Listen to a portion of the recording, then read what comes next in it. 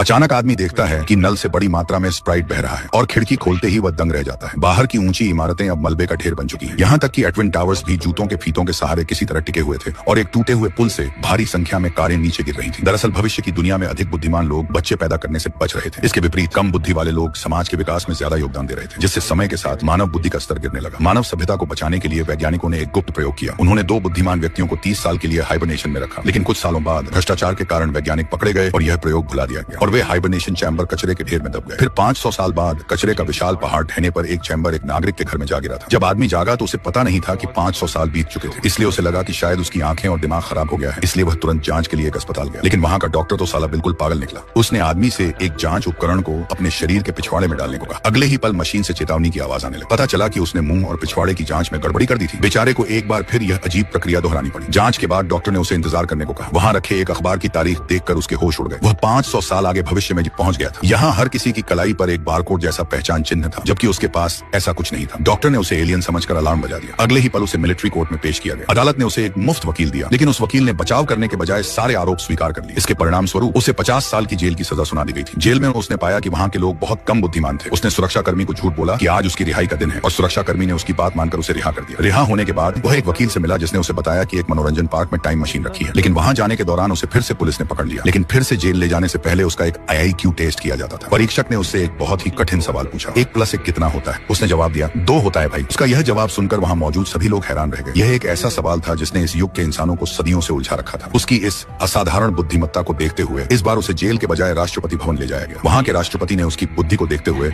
उसे कृषि मंत्री बना दिया। उसे फसलों के न उगने की समस्या सुलझाने को कहा गया था। आदमी ने पाया कि किसान खेतों में पानी के बजाय एनर्जी ड्रिंक डाल रहे थे और यहाँ तक कि जानवर भी वही पी रहे थे। उसने खेतों में सिर्फ सादा पानी डालने का आदेश दिया। कुछ समय बाद खेतों में फिर से फसलें लहलहाने लगी और खाद्य संकट दूर हो गया। अंत में अपनी उच्च बुद्धि के बल पर वह देश का राष्ट्रपति बना और एक खुशहाल जीवन जीने लगा।